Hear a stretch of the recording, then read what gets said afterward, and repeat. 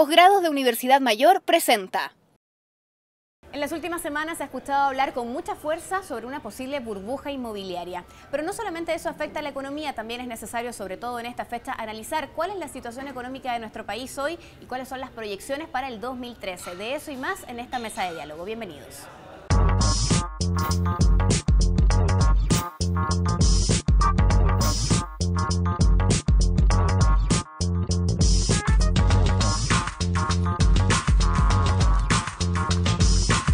Mesa de diálogo, desde la Confitería Torres. Hoy nos acompaña Leonardo Letelier, economista, parte del Instituto de Asuntos Públicos de la Universidad de Chile y principalmente dedicado a temas fiscales.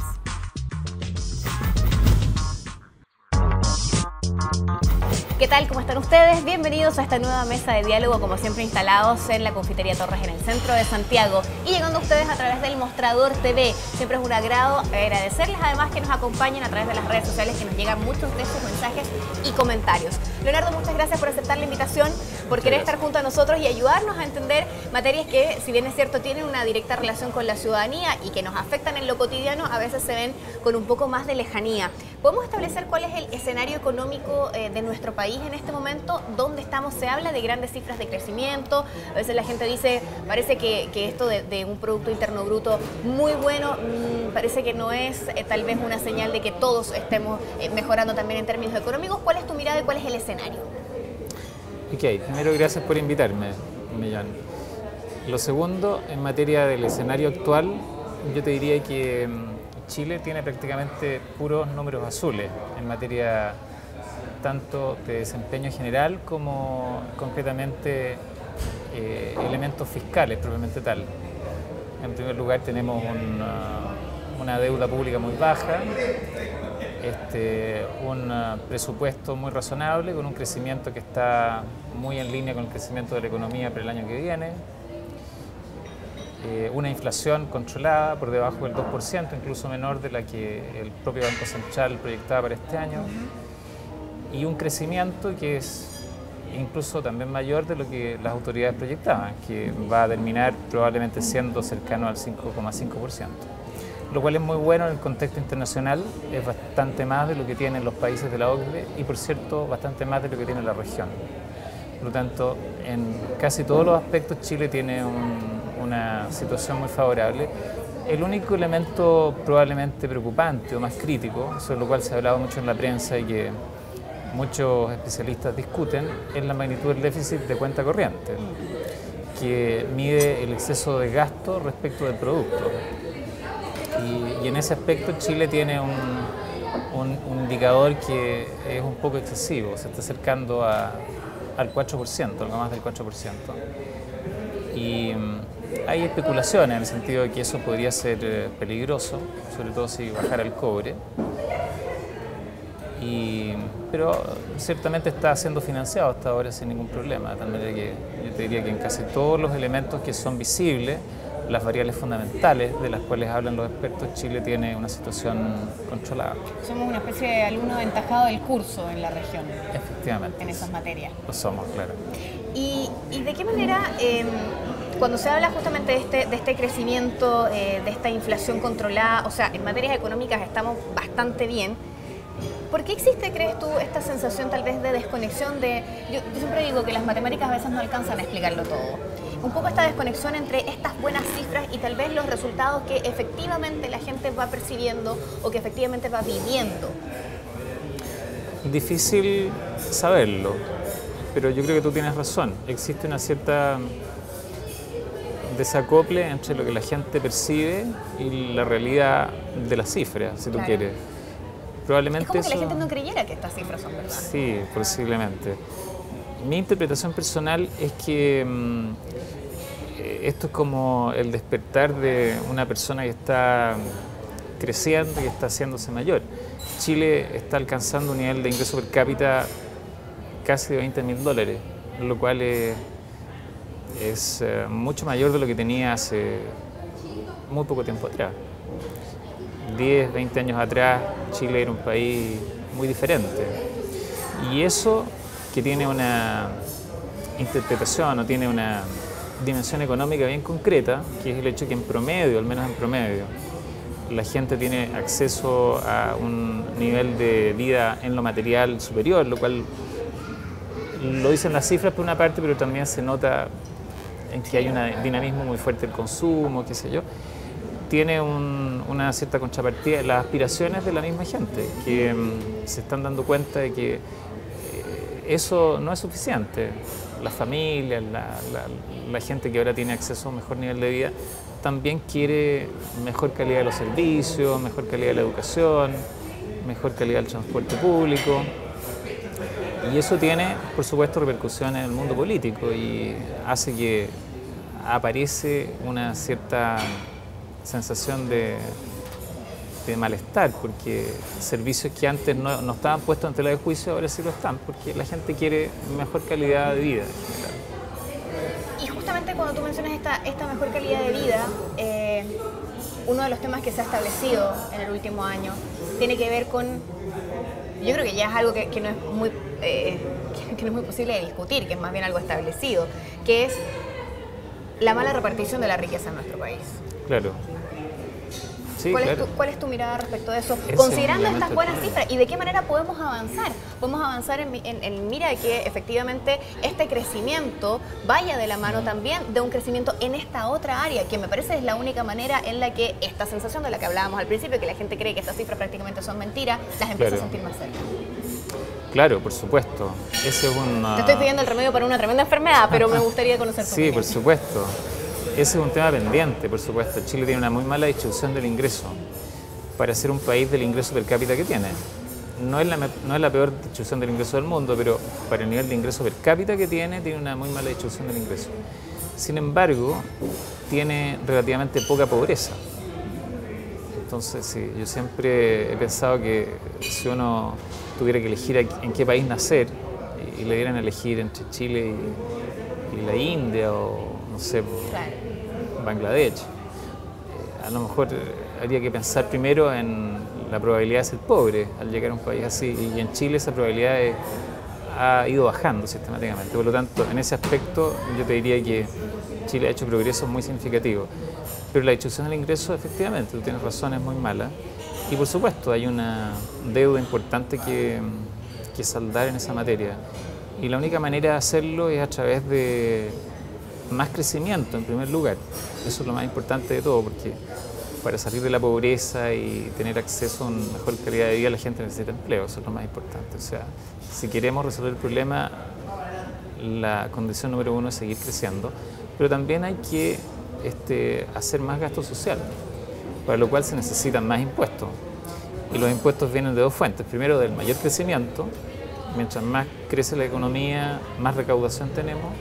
Y también, posiblemente, y esto es muy probable que en el futuro se vuelva a discutir, alguna segunda fase de las reformas sociales, que suponen más gasto en educación, más gasto en salud, más gasto en abordar temas de pobreza extrema con más fuerza todavía.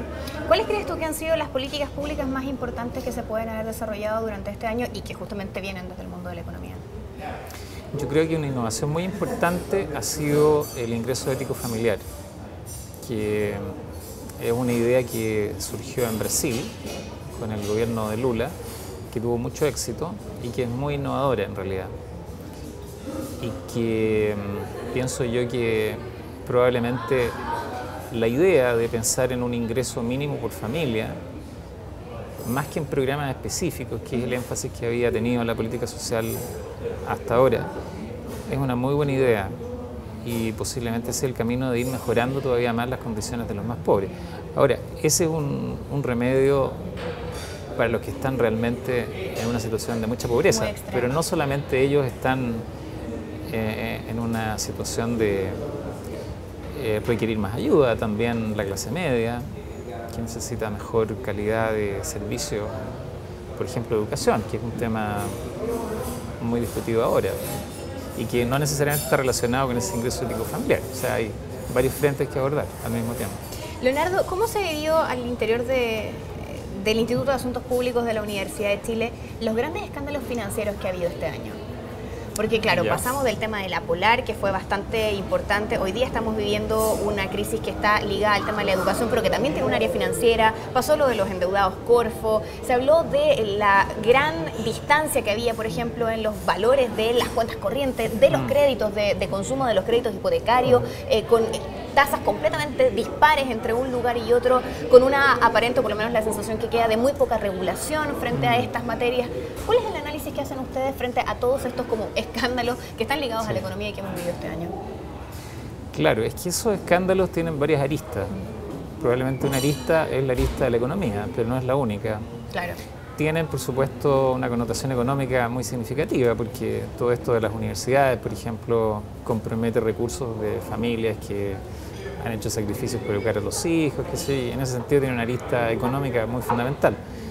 Pero yo te diría que el tema de fondo es un problema de regulación del sistema y de definiciones respecto de qué tan fuerte debe ser la presencia del Estado en la educación, ¿ya? Y ese es un tema que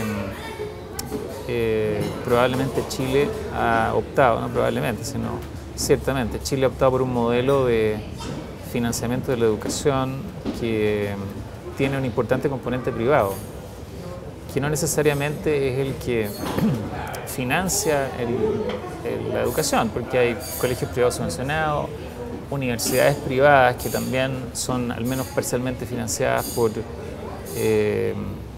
el Estado y que por lo tanto constituyen un conjunto de elementos que tienen muchas dimensiones, ¿te fijas?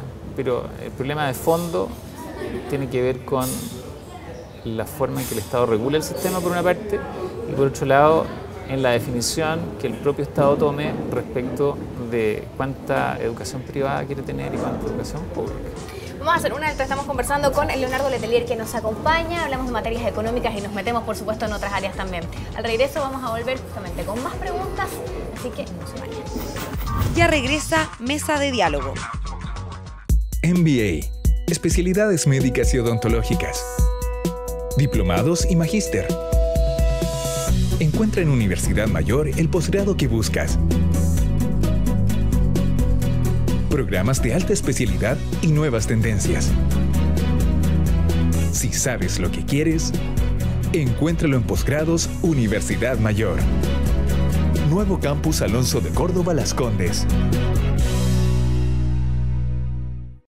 Estás viendo Mesa de Diálogo. Estamos de regreso con más en esta mesa de diálogo. Gracias por mantenerse junto a nosotros. Conversamos acerca de economía y también de cómo esto se va ligando a otros temas. Nos acompaña Leonardo Letelier. Tú nos decías al principio en esta conversación que en materias de crecimiento lo más importante era la garantía sobre el trabajo, sobre el empleo, justamente para poder ir de la mano de eso, garantizando también el crecimiento. ¿De qué manera crees tú que eso está proyectado para el próximo año? Considerando que tenemos cifras que el gobierno las ha planteado casi como de pleno empleo. Sí, no, yo creo que las cifras de empleo son muy favorables en Chile. Y la sensación que tengo es que, en efecto, estamos muy cerca del pleno empleo. Es muy difícil seguirlo bajando.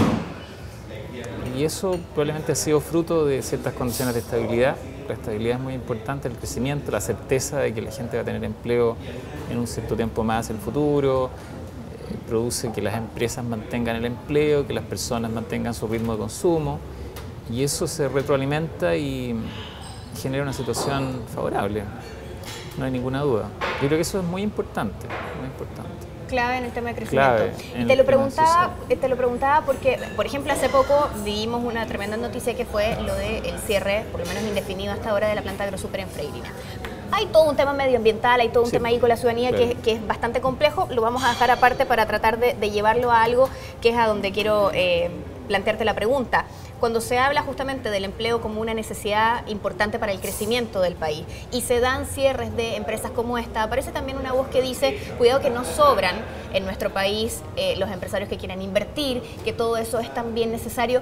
¿Afecta de alguna manera todas estas cosas, como las que te mencionaba en el blog anterior, estos escándalos que han ido ocurriendo para la imagen que se entrega de país afuera y que en consecuencia nos podamos quedar con menos inversores que terminen a la larga dándonos una mala señal en términos también del crecimiento, de cómo eso nos puede afectar efectivamente? Mira, pienso yo que han habido cambios que tienen mucho que ver con la forma en que la gente se acerca a la participación, que son cuestiones más de economía política que solamente de economía. Yo soy de la idea de que el propio crecimiento económico, el propio progreso ha ido cambiando la forma de pensar de la gente en materia de sus aspiraciones en lo relativo a ciertos servicios y a cierta calidad de vida en la cual está incluida la propia participación política. O sea, el propio crecimiento económico ha hecho que la gente empiece a tomar conciencia de cosas que antes no tenía conciencia. Por ejemplo, de su capacidad de emitir opinión, de su capacidad de... El derecho a reclamo. Derecho a reclamo. ¿Pero eso en algún minuto puede como tirar la chaqueta de una economía que va creciendo? Sin duda tiene incidencia, porque la judicialización que se ha producido últimamente con los problemas ambientales, por ejemplo, los proyectos de inversión en energía, están muy vinculados con ese problema. Y eso, claro, tiene un impacto importante en el crecimiento, no hay ninguna duda, porque si uno de los obstáculos de largo plazo que tiene Chile ahora, uno de los desafíos grandes, es cómo destrabar la factibilidad de tener energía a un costo razonable en el futuro. Eso es un problema bien grave y que todo el mundo lo reconoce, es un problema transversalmente reconocido. Y en eso mucho tiene que ver este empoderamiento de la gente por defender el medio ambiente. Y por cierto que hay una especie de inconsistencia entre el objetivo de crecer muy rápido y el objetivo de preservar el medio ambiente tal como está, porque tener una planta hidroeléctrica que tiene una interconexión a través del país que produce una injuria en el paisaje, por supuesto que se contrapone con el objetivo de crecer rápido. Por supuesto que hay un conflicto ahí. Hay un conflicto en esa parte. Sí. Y otra de las cosas que ha surgido durante esta última semana de manera muy fuerte, aunque se viene hablando de esto hace bastante rato, y mencionaban algunas voces que cuando se empieza a hablar de esto es porque la cosa está, aunque muchos dicen que no existe. ¿Qué pasa con este tema de la burbuja inmobiliaria? ¿Es tal, no es tal? Buen punto, ¿no? Es el tema de la burbuja inmobiliaria. Mira, hasta donde yo entiendo, ese es un tema sobre el cual no hay ninguna evidencia de que en efecto existe una burbuja inmobiliaria. Un segundo. Expliquemos qué es una burbuja inmobiliaria antes de avanzar. Claro. Una burbuja inmobiliaria, los bienes raíces son activos y los activos tienen un precio de mercado. Y ese precio de mercado responde a ciertas variables fundamentales. Y esas variables fundamentales o el precio de los activos tienen que estar relativamente alineados con el valor de los activos. Entonces, sostener que hay una burbuja inmobiliaria supone reconocer que el precio de esos activos está por encima de lo que corresponde en función de esas variables fundamentales, que pueden ser el crecimiento, el empleo, el valor de otros activos, la situación internacional, etcétera, etcétera. Entonces, pensar que existe una burbuja inmobiliaria en Chile sería pensar que efectivamente el precio de los activos, de esos activos, de los bienes raíces en este caso, está por encima del equilibrio del mercado, del equilibrio a largo plazo del mercado. Es discutible esa hipótesis porque Chile ha ido creciendo, ha crecido bastante en los últimos años, en los últimos 2 años, por ejemplo, y va a seguir creciendo el año que viene. Y eso genera más presión sobre los bienes no transables, los que no se pueden transar internacionalmente, entre los cuales están el mercado inmobiliario, por supuesto. Y consecuentemente uno podría interpretar el crecimiento en el precio de los bienes raíces como el fruto de un cambio permanente en los precios relativos de ciertos activos, particularmente los bienes raíces. Entonces, es discutible que exista. Ahora, sin embargo, han habido varios episodios internacionales que han sido semejantes al que está teniendo lugar en Chile ahora, es decir, situaciones de más gasto que producto, déficit en cuenta corriente, acompañados con crecimiento muy fuerte en el precio de los bienes raíces, vale decir burbujas inmobiliarias concretamente, que han terminado mal. Y consecuentemente yo creo que no hay mucha claridad en lo que podría pasar, pero no es muy evidente que haya una burbuja inmobiliaria. ¿Y hacia dónde nos puede llevar? Bueno, por ejemplo, tomando la experiencia de otros países. Claro, que tú mencionas. claro. Bueno, ¿Cuáles son las consecuencias de esto? las consecuencias la razón el problema grave, como te decía antes, en Chile, un elemento que está objetivamente siendo un factor de preocupación para mucha gente, el déficit de cuenta corriente, que refleja el exceso de gasto respecto al producto. Ahora, ¿qué puede pasar en algún momento? Puede suceder, por ejemplo, que China deje de crecer a la tasa que ha estado creciendo, por alguna razón, ¿ya? O que la crisis europea se profundice. El problema norteamericano del abismo fiscal aparentemente está casi a punto de ser controlado. Hay pocas dudas al respecto, por lo menos el mercado así lo ha reconocido. Pero el flanco de China y el problema europeo no está del todo claro lo que va a pasar. Y en ese contexto, si efectivamente eso pasara y Chile experimentara una caída en el valor de sus exportaciones, una caída en el precio del cobre o más dificultades para colocar productos en ciertos mercados clave, sería más difícil de financiar ese exceso de gasto. Eso sería conducente a una devaluación del peso o a una situación y por lo tanto una caída en el ingreso real de la gente y a menor gasto general, entre lo cual estarían los bienes no transables también. Y por lo tanto podría provocar una cierta situación de menor actividad económica. Es muy difícil saber si eso podría llegar a pasar, pero ha pasado en otros países en ocasiones. ¿Y en el camino qué se hace? ¿Se deja que esto vaya corriendo? ¿Se toman algunas medidas? Hay algunos países que, por otras razones, pero que también han tomado medidas más bien de austeridad frente a la posibilidad de inminentes crisis. ¿Cómo se maneja esto para que tal vez no llegue justamente hasta este desenlace? Bueno, en el corto plazo,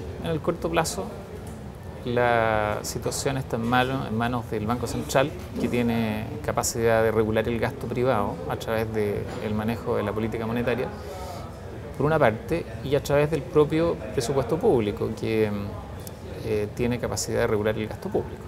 Hay dos componentes en el gasto público y el gasto privado. El Banco Central puede regular el gasto privado, a través del gasto público se puede regular un poco el gasto del gobierno. Y en ese sentido, en el corto plazo, son esas dos instancias las que estarían involucradas en un posible control. Ahora, en el largo plazo, o sea, en un horizonte ya de varios años hacia adelante, hay quienes han postulado, por ejemplo, que sería interesante que Chile pensara en potenciar otras formas de exportaciones que no sean solamente productos primarios, concretamente cobre, que es más de la mitad de lo que exporta Chile, y que es el frente que genera una situación de peligro en el fondo. ¿Y cómo hacerlo? Bueno, eso es muy difícil hacerlo en poco tiempo, pero hay quienes plantean, por ejemplo, la posibilidad de tener alguna forma de política industrial para fomentar actividades potencialmente exportadoras de más generación de valor agregado y que permitan de alguna manera depender menos del cobre y hacer que este peligro latente, bajo la forma de una caída abrupta en el precio del cobre, no sea un problema. Claro, competir en el fondo con otros productos más preparados. Competir con otros productos diferentes, claro. Vamos a hacer un nuevo alto, estamos en Mesa de Diálogo, no se vayan porque ya regresamos con más. Ya regresa Mesa de Diálogo. Conéctate con el Mostrador TV.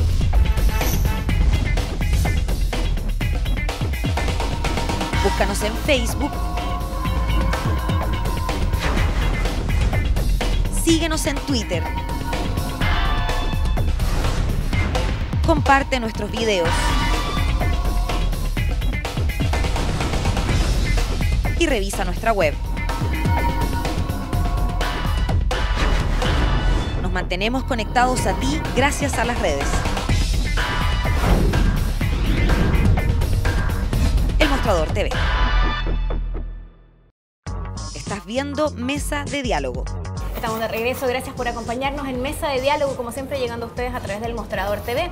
Y en este bloque siempre saludamos a la Universidad Mayor, un lugar donde puedes encontrar programas de alta especialidad y nuevas tendencias en su área de posgrado. Si sabes lo que quieres, encuéntralo en Universidad Mayor. Nos acompaña Leonardo Letelier, que es economista y que nos ha estado instruyendo en varias materias que algunas han hecho noticia, particularmente durante esta última semana, el tema de la burbuja inmobiliaria y más. Hablábamos también del escenario económico de nuestro país. Y en este último bloque, Leonardo, te quiero preguntar, nos decías que en el fondo somos como el alumno aventajado de la región, que estamos muy bien hoy. ¿Cómo se proyecta eso hacia el próximo año o hacia los próximos años, considerando incluso que tú decías hay algunas cifras que están por sobre la proyección que el mismo gobierno había establecido? Claro. Bueno, yo creo que, como te decía, el único flanco peligroso es el déficit de cuenta corriente. El presupuesto público está equilibrado o en vías de estar en equilibrio completo. Hay un ahorro público muy fuerte. El Estado chileno es acreedor neto en términos de activos. La inflación está controlada. No hay aparentemente elementos que puedan ser preocupantes. Entonces, el escenario es muy favorable en realidad, muy favorable. Ahora, no es completamente inmune Chile a lo que puede pasar en el extranjero. O sea, la crisis europea, mucho. Claro, o sea, algo catastrófico que podría pasar desde lo peor hasta lo mejor. Lo peor que podría pasar sería que los países de la periferia europea, particularmente Grecia, España, Italia, Portugal, decidieran o terminaran saliéndose del euro. Eso podría provocar un pánico financiero y generar una especie de cortocircuito en el circuito del crédito, que es muy importante. Eso podría ser grave y eso podría afectar al resto del mundo, es muy importante. Esa sería una situación rara, poco probable creo yo, pero podría ser lo peor que puede pasar. Un extremo. Un extremo. Poco probable, sin embargo, muy poco probable. No obstante que algunos dicen que sí podría pasar. Pero en el otro extremo, la situación europea se puede ir mejorando, la confianza en Europa puede irse consolidando, los bancos pueden ir ganando confianza conforme se van cumpliendo las metas que la misma Unión Europea, el Fondo Monetario y el Banco Central Europeo le han impuesto a varios de los países que han sido socorridos a través de créditos, sobre todo por el Banco Central Europeo. Y que en la medida que esas medidas se consoliden y que los compromisos de ir entregando recursos, por ejemplo a Grecia, que ahora, ahora se levantó la entrega de una buena parte de la ayuda que estaba comprometida a entregarle, ese peligro se puede disipar y que eso podría generar finalmente una salida del problema europeo, que es como el más importante. Más latente. Claro. Entonces, claro, hay un escenario tal vez bastante tranquilizador si no tomáramos tal vez tan a la pata algunas cosas que podrían ocurrir, que tú dices que es bastante poco probable que existan. ¿Hay medidas justamente que se están tomando para evitar aquello, como lo que te preguntaba antes? Algunas medidas que tengan que ver justamente con austeridad en algunas materias. Tú decías aquí hay un ahorro fiscal o un ahorro público bastante importante. Claro. O sea, en Chile hay una situación fiscal bastante consolidada. Probablemente esa es la faceta de mayor fortaleza del Estado chileno, su fortaleza fiscal. O sea, Chile tiene prácticamente equilibrio fiscal, tiene un pequeño déficit que está proyectado para este año, pero hay un programa de mejoramiento de la situación fiscal de flujo hasta el año 2014, si no me equivoco, que es conducente a recuperar la política del superávit estructural que teníamos hasta el año 2009, 2008, por una parte. Y por otro lado, en materia de ahorro público, Chile tiene fondos de ahorro por dos fondos importantes que se crearon a partir de la Ley de Responsabilidad Fiscal del año 2006, por alrededor de 20.000 millones de dólares. Una parte es para financiar la reforma previsional del año 2008 y otra parte para financiar el gasto social. Y esos recursos son muy significativos, de tal manera que, si bien es cierto, una especie de seguro, en efecto. Por lo tanto, la situación es bastante sólida. Lo que puede pasar, ciertamente, es que la propia solidez de la situación fiscal genere presiones políticas para gastar esa plata y para avanzar hacia niveles de gasto mayores. O sea, la propia situación fiscal favorable tan estable, claro, puede provocar puede tener la génesis de su propia destrucción también, porque produce tentación de romper esa situación de equilibrio, lo cual ha estado pasando. Recuerdo voces de algunos ministros de Economía, ministros de Hacienda, que dicen, bueno, cuando tenemos es el momento de ahorrar, porque tenemos para ahorrar, y cuando no tenemos hay que gastar menos. Entonces al final se dice, ¿y cuándo se gasta lo que hemos ahorrado? Sí, claro, muchos lo interpretan así. Yo creo que muchas de las presiones sociales que han habido provienen de esa certeza, de la certeza de que hay ahorro, de que hay solidez fiscal y de por qué no gastamos por lo tanto ahora. Yo creo que ese es el problema, un problema que tiene una arista política importante. ¿Y hay alguna recomendación tal vez más en lo cotidiano, en la microeconomía de cada uno de los ciudadanos que es importante tomar en cuenta para este periodo? Te lo pregunto porque, claro, cuando uno ve esto de la burbuja inmobiliaria y qué sé yo, entre otras cosas, da un poco de susto y dice, a lo mejor hay que ahorrar, viene la crisis europea, no sabemos cómo va a pasar esto en nuestro país, ni qué reales consecuencias podría tener. ¿Hay algunas medidas que tomar, no solamente en la economía macro del país, sino también en lo cotidiano de cada una de las personas? ¿O no es esto materia para asustarse? No, yo creo que cada persona tiene que... siempre hay una especie de tendencia a gastar más de lo que aumenta la proyección de ingresos de las personas. Ese es un fenómeno global, pero también individual. La gente a nivel personal tiende a aumentar su gasto más de lo que aumenta su ingreso. Aumenta el ingreso en 1%, aumenta el gasto en 2%. Porque hay una cierta percepción de que en algún momento va a poder pagar la diferencia. Entonces, a nivel personal siempre es bueno no caer en esa trampa. Esa es la única salida. Ahora, a nivel del gobierno también. El gobierno también opera con los mismos criterios. La única diferencia es que los gobiernos son transitorios, en cambio las personas son permanentes, entonces uno se hace cargo de su propio problema. En cambio, el gobierno es transitorio va traspasando el problema. Pero eso es un problema esa diferencia es muy importante, porque como va traspasando el problema, también el gobierno de turno, cualquiera sea, tiene una cierta tendencia a traspasarle al gobierno siguiente el peso de las malas decisiones tomadas en su propio periodo. Que se haga cargo el que viene. Que se haga cargo el que viene, claro, en efecto. De hecho, eso suele pasar. El peligro de la cercanía de las elecciones, por ejemplo. En Chile, si uno mide el déficit fiscal en el último año de gobierno, seguramente, esto es objetivo, esto tiende a aumentar a medida que se acerca el periodo de elecciones. ¿Qué es lo que nos debería pasar entonces el próximo año? O sea, no debería, pero existe el peligro de que pase, claro, por supuesto. Leonardo, yo te quiero agradecer enormemente por estar junto a nosotros, por aceptar esta invitación, por también aclararnos varios de estos temas, por tomarte el tiempo de venir a Mesa de Diálogo y, por supuesto, dejarte invitado para próximas mesas en las que podamos seguir debatiendo acerca de economía. ¿Te parece? Bueno, muchas gracias. Gracias a ti por estar junto a nosotros y a ustedes, como siempre, por acompañarnos, por enviar sus mensajes a través de las redes sociales. Nos vemos en la próxima.